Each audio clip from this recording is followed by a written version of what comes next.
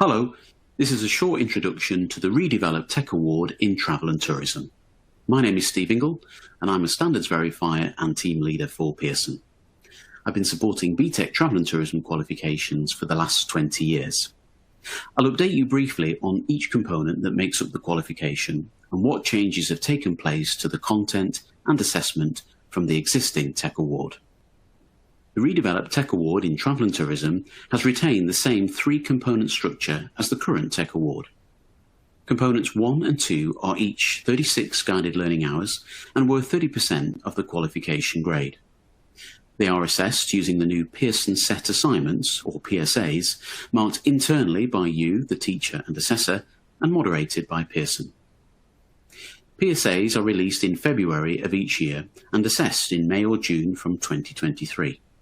So you have plenty of flexibility within your programme to prepare for, administer and mark the assessments. The final component 3 is 48 guided learning hours, worth 40% of the qualification grade and is externally assessed by Pearson. It's a 2-hour written examination available twice a year in the January, February and May-June assessment series. Each assessment in the qualification is marked out of 60 available marks. If you teach the current Tech Award in Travel and Tourism, all content will be familiar to you with only the following small updates. Component 1, Travel and Tourism Organisations and Destinations. Minor updates and expansions have occurred to clarify content and enhance the delivery of various topics. Learners will investigate travel and tourism organisations in the UK, their ownership, aims, key products and services, and how they work together.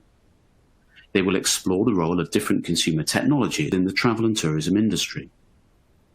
Learners will understand the different types of tourism, different types of visitor, and will investigate the features of and routes to popular tourist destinations. We've made some slight revisions to the wording of the learning outcomes to better align with the new grouping of content and added content areas.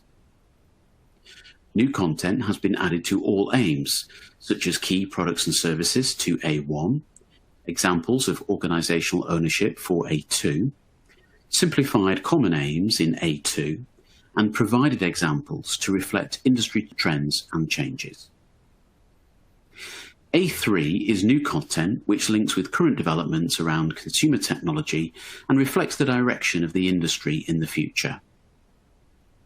In B2, we have removed types of accommodation, as this is covered under multiple other headings and expanded more on transport.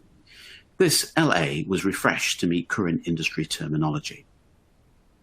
For clarity, we have added expansions on rider statements and bullet points.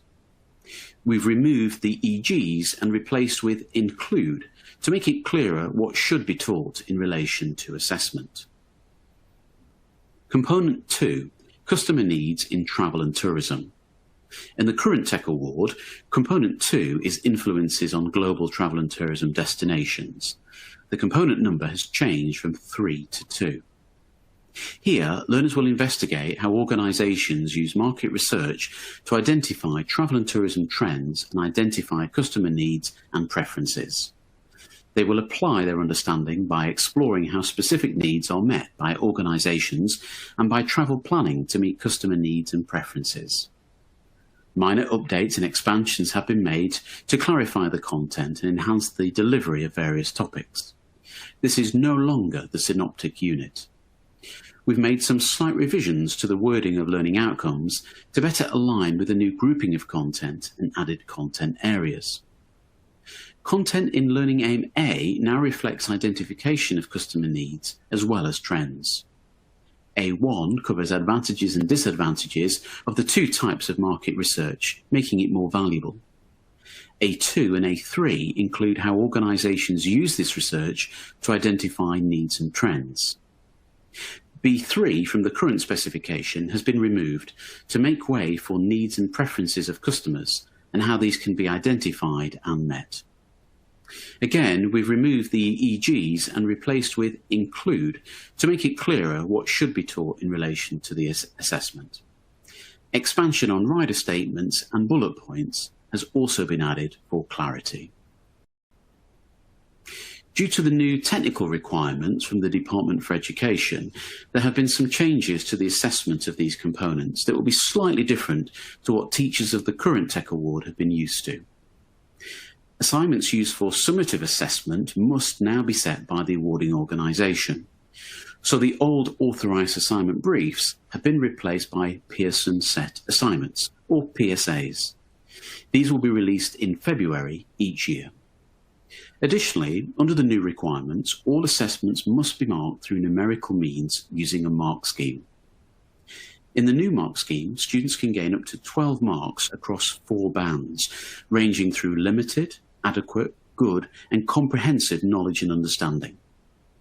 A consistent set of descriptors help you understand which band fits the quality of the evidence overall, with 3 marks available in each band to give you more scope for differentiation.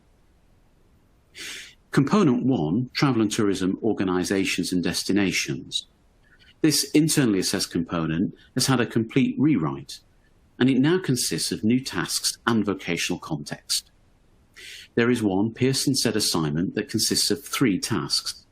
This PSA is formally supervised and has monitored preparation of 5 hours and contains new marking grids. Task 1A focuses on different types of organisation in the travel and tourism sector: ownership, aims, products and services. Task 1B focuses on how different types of travel and tourism organisations may work together. Task 2 is conducting research on consumer technologies in travel and tourism. Task 3A is conducting research on popular tourist destinations for visitors. And Task 3B reflects travel routes. This is internally assessed and externally moderated. Component 2, Customer Needs in Travel and Tourism. This internally assessed component has also had a complete rewrite and now consists of new tasks and vocational context. There is one Pearson Set assignment consisting of 3 tasks. Task 1A is reporting how organisations identify customer needs. Task 1B is reporting how organisations identify travel and tourism trends. Task 2 is researching how travel and tourism organisations meet customer needs. And Task 3 is conducting a travel plan for meeting the needs and preferences of customers. This PSA is formally supervised and has monitored preparation of 6 hours and contains new marking grids. This is internally assessed and externally moderated. Externally assessed Component 3, Influences on Global Travel and Tourism. To note, the component number here has changed from Component 2 to Component 3. Learners will explore the different factors that may influence global travel and tourism and how travel and tourism organisations and destinations respond to these factors. Learners will examine the potential impacts of tourism at global destinations and how destinations can manage the impacts of tourism and control tourism development to achieve sustainable tourism. Component 3 is now the synoptic unit. There have been minor updates and expansions to clarify content and enhance the delivery of various topics.